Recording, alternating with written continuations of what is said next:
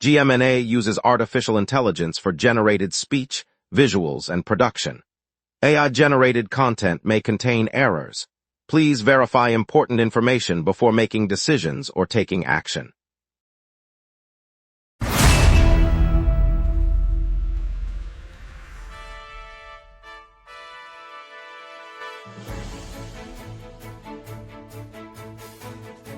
Live from the GMNA News Center, this is the Lunch Break News Hour.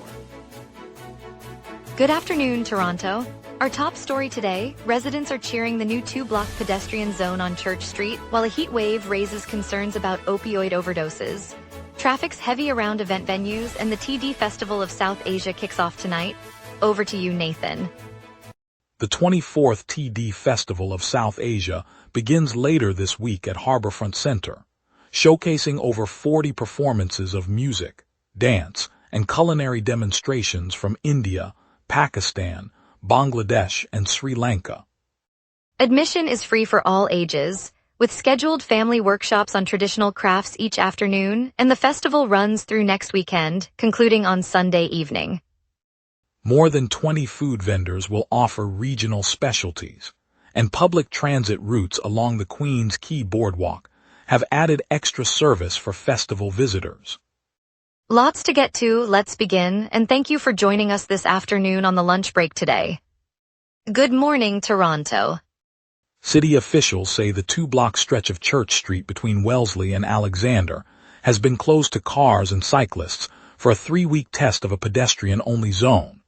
Launched on June 19th, the pilot runs through the village neighborhood, where shop owners and residents report quieter streets, easier sidewalk movement, and more space for outdoor tables.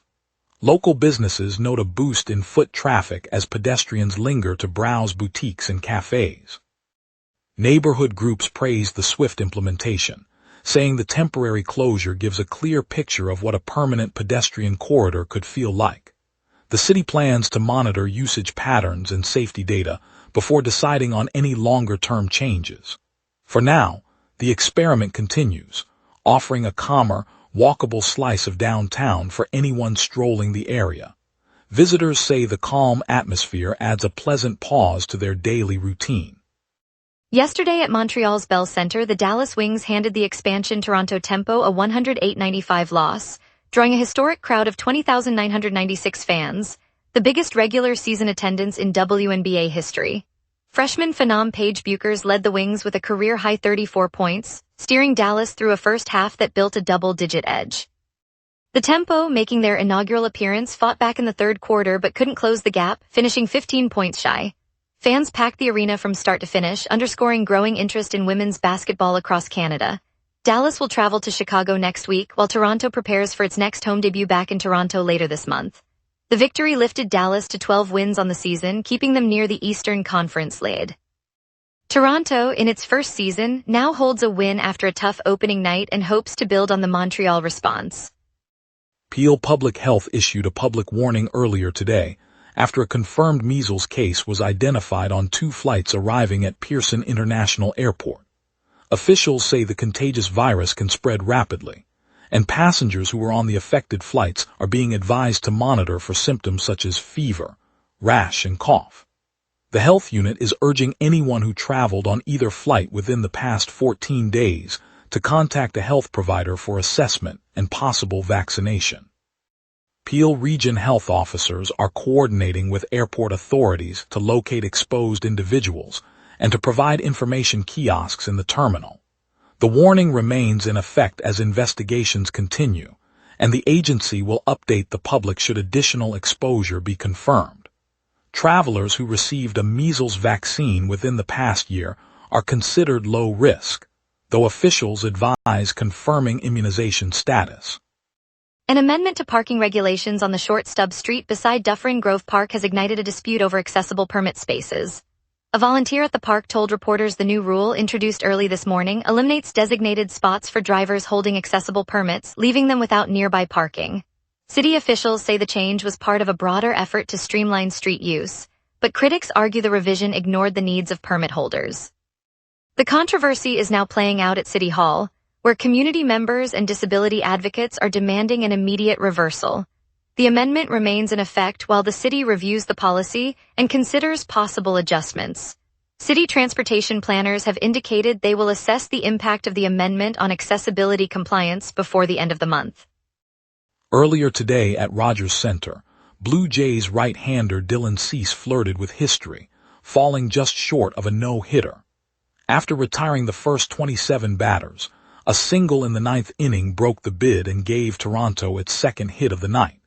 The effort marked the closest a Toronto pitcher has come since the lone no-hitter recorded in franchise history. Given that only one pitcher has ever completed a no-hitter for the club, every such attempt captures the imagination of fans. Cease finished with a sterling 1-run, 6-hit performance, and the crowd responded with a standing ovation despite the near miss. While the no-hitter remained out of reach, the outing reminded fans of the difficulty of that milestone and added another memorable chapter to a summer already buzzing with baseball excitement.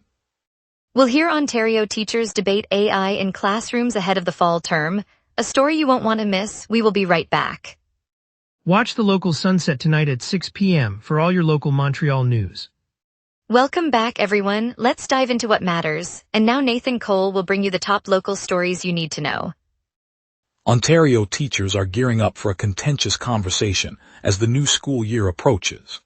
CBC reporter Ian Curran reports that educators across the province are meeting in Toronto to hash out how artificial intelligence should be woven into daily lessons.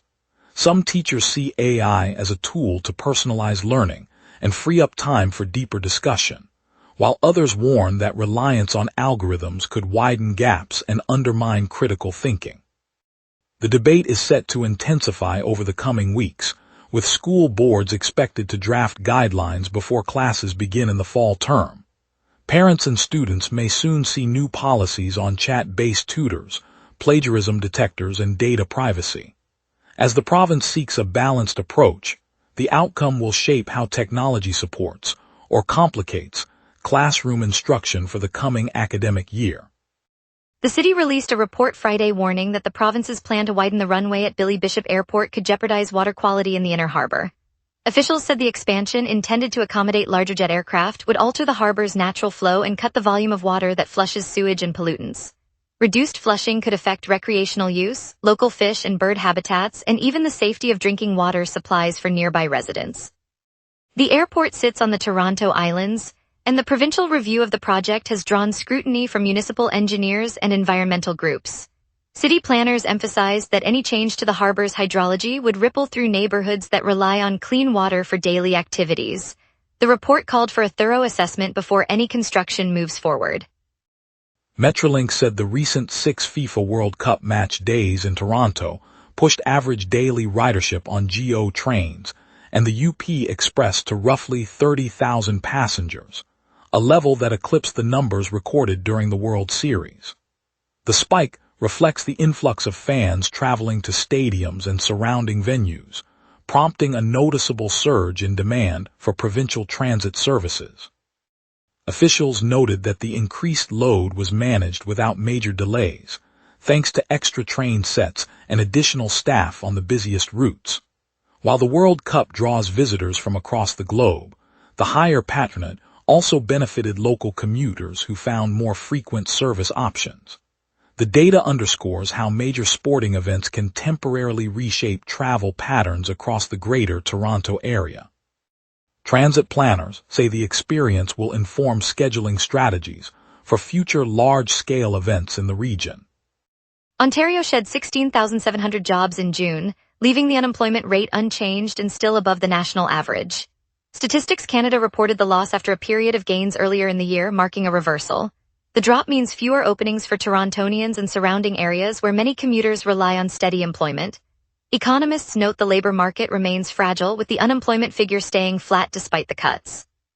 The unemployment rate held steady at a level above the national figure, showing the province has not aligned with the rest of the country. The loss erased much of the job growth recorded earlier in the year, reversing the upward trend. Earlier in the year, Ontario posted a net gain in employment, which the June loss largely erased. The unchanged unemployment figure underscores that the labor market has not caught up with the national trend. Extreme temperatures sweeping southern Ontario this summer are being linked to a rise in opioid overdoses, health officials say. As heat waves push daily highs into record territory, emergency responders report a noticeable uptick in calls for overdose assistance across the region, including in our downtown neighborhoods. Researchers note that high heat can intensify dehydration and impair judgment, factors that may increase the likelihood of a fatal reaction to opioids. The trend follows a steady climb in overdose incidents over the past months, now occurring alongside the prolonged heat. Clinics that dispense naloxone have reported higher demand for the antidote, while pharmacies see more requests for overdose prevention kits. Authorities continue to monitor the situation, emphasizing that the combination of heat and opioid use creates a volatile health risk for residents throughout southern Ontario. Now let's turn to the weather team for a quick look at this afternoon's conditions. A westward jet over a weakening ridge sets up a calm, clear noon with lingering humidity. On this date, Toronto's all-time high reached 33.8 degrees Celsius in 2005, a blistering peak that rode the tail of a continental heat wave. The record low of 13.8 degrees set in 2002 arrived during an unseasonal Arctic air surge that slammed the region with a polar vortex dip. By comparison, the July climate normal hovers around 25 degrees for the high and 21 for the low, making today's moderate 23 degrees feel comfortably in between. The live radar shows a wide swath of clear air across southern Ontario, with no echoes of precipitation anywhere. A high-pressure ridge anchored over the Great Lakes keeps subsidence strong, suppressing convection. The westward jet at 123 km per hour streams aloft, steering any moisture well north of us. With the atmosphere stable and dry, the next hour will remain rain-free and the calm should persist through the evening. At noon, Toronto sits under a clear sky with a temperature of 23 degrees Celsius, humidity 85% and a light northeast breeze of 7 km per hour. Pressure is near average but easing lower, signaling a gradual shift toward unsettled conditions as the ridge weakens. Overhead, the jet stream punches through at 123 km per hour from the west, injecting mid-level momentum that will keep the air mass well mixed. The UV index reads 7, and wind gusts may peak at 14 km per hour from the east later this afternoon. No rain is forecast, and there are no active weather alerts.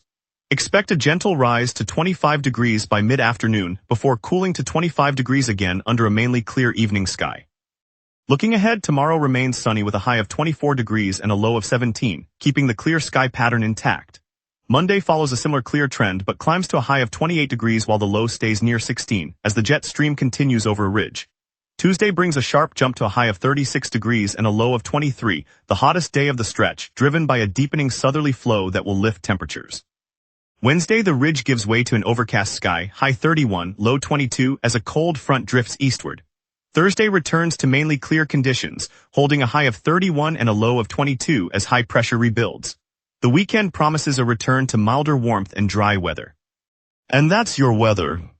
Remember, the lunch break is also available as a podcast. Listen anytime on Amazon Music or wherever you get your podcasts. Traffic snarls around venues. TD Festival of South Asia and Tim Hortons pledge to hire 10,000 locals. Stay tuned, we will be right back. Watch the local sunset tonight at 6 p.m. for all your local Montreal news. Heavy traffic is building around the RBC Amphitheatre at Ontario Place. All lanes on the Lakeshore Roadway are moving at a crawl, and drivers should expect delays of 10 to 15 minutes. The bottleneck stretches from the entrance near the exhibition loop down to the intersection with Queen's Quay. Meanwhile, Lakeshore Boulevard between British Columbia Road and Bathurst Street is experiencing moderate congestion. Traffic is flowing, but travel times are up by 5 minutes. On the transit side, 3 escalators are out of service. Main Street Station on the Bloor-Danforth line, Sherbourne Station on the same line, and Spadina Station on the Yonge line all have non-functioning escalators. Passengers with mobility concerns should plan for stairs or use nearby stations. Overall, most arterial routes are clear this morning. Expect the afternoon to stay steady, though the event crowd may keep the Ontario Place corridor busy through early evening. Cirque du Soleil's Luzia takes over the Under the Big Top at Lake Shore, delivering a night-long spectacle of acrobatics, color, and storytelling, perfect for a family outing or anyone craving a visual feast. And the show runs until midnight, so you've still got time to grab dinner afterward. Electronic dance fans, Zed's Dead are on the bill at the RBC Amphitheater with their Journey of a Lifetime tour, turning the arena into a pulse-pounding rave that will keep you moving until the lights come up. And the duo's signature bass drops and visual pyrotechnics make it a must-see for any EDM lover. The FIFA Fan Festival rolls out at Fort York and the Bentway, offering live World Cup screenings, interactive games, and street food stalls, your quick fix of soccer excitement before the tournament kicks off. Plus, the waterfront backdrop makes it a perfect lunch break escape. Looking ahead, reggaeton powerhouse Archangel lands at the RBC Amphitheater tomorrow night, promising a non-stop party of hits that will have the city dancing into the early hours. So grab yours now before they disappear. And now here's Marcus with sports. Here's the latest on Toronto's baseball surge and rising basketball talent. Analysts Brad Fay and Kevin Barker break down Toronto's recent victory over San Francisco, noting that strategic tweaks at the top of the lineup have sparked a surge in offense. The adjustments coincide with a 3-game winning streak, keeping the Blue Jays' bats humming. Rookie guard Alan Graves made a notable impression in his first summer league outing with Toronto, showcasing solid shooting and defensive instincts. Coaches highlighted his poise under pressure, suggesting the young Canadian could earn a regular roster spot if development continues. Third baseman Kazuma Okamoto reflected on his clutch home run that lifted Toronto past San Diego, noting he was simply focused on passing the baton to teammates. He also mentioned tying one of Shohei Ohtani's historic marks, underscoring the moment's significance for the Blue Jays. Tim Hortons, from the downtown core to the outer neighborhoods of Toronto, is more than a coffee stop. It's a community hub where commuters grab a double-double and catch up with neighbors. Today, the chain announced a $400 million investment that will bring 80 new stores to the city and refresh 400 existing cafes. Most importantly, it's committing to hire 10,000 Torontonians, shifting away from temporary foreign workers and putting local faces behind the counter. Those jobs mean more steady wages on our streets, brighter storefronts, and a stronger neighborhood pulse. Tim Hortons has always been part of Toronto's daily rhythm, and this push keeps the city's heart beating a little louder. And later, a near no-hit gem from Dylan Cease keeps the Blue Jays soaring, a feel-good moment you'll love. Coming up tonight at 6, the local sunset. Your neighborhood, your city, your news. From City Hall decisions to the stories happening right on your street, we cover what matters most to Montrealers. Join us tonight at 6 p.m. on GMna for the local sunset, Montreal's evening newscast. In the heart of North York on a crisp morning, the calm of a senior's residence was shattered when flames licked the hallway of Unit 4. Neighbors heard the crackle and the faint smell of smoke, and within minutes the building's fire alarm sang its urgent call. Toronto police and fire crews arrived almost instantly, their lights painting the brick facade in red and blue. While the fire was quickly contained, the real story unfolded in the hallway where a group of residents, led by 80-year-old Margaret Liu, formed a human chain, guiding each other to the safety of the courtyard. Their calm voices cut through the chaos, and a volunteer from the nearby community center handed out blankets and hot tea as the firefighters worked. The investigation that followed led officers to a suspect, whose arrest yesterday brings a sense of closure to the shaken community. But what stays with us is the way these seniors, strangers turned allies, rallied together without hesitation. Their courage reminds us that the strongest safety net is often built by ordinary people caring for one another. We're reminded that compassion is the heartbeat of this city. On Logan Avenue, just east of Dufferin, a 59-year-old brick apartment building is humming with a quiet transformation. City-backed green retrofit partners have teamed with the building's management and the 34 families who call the 6-story block home to install spray foam insulation, new double-glazed windows, and a modest solar array on the roof, all without asking anyone to move. The hallway, a carpenter pauses to chat with Mrs. Alvarez, who shows him a handwritten note of her latest utility bill, a figure that dropped by nearly 20% after the first phase. The scent of fresh paint mixes with the sound of a child's laughter as a crew lifts a pane of glass into a sunlit living room, instantly brightening the space. By the end of the week, residents will see lower heating costs, a cozier home, and a building that contributes less carbon to the downtown skyline. Neighbors gathered on the fire escape, sharing stories of the building's past, now hopeful for its sustainable future. It's a reminder that a city can grow greener while keeping its neighborhoods rooted. Thanks for joining us, Toronto. Tonight's close call from Dylan Cease, just shy of a no-hit, reminded us how thrilling baseball can be. We'll be back tomorrow with more stories that matter to the city. Stay curious, stay safe, and see you at the lunch break.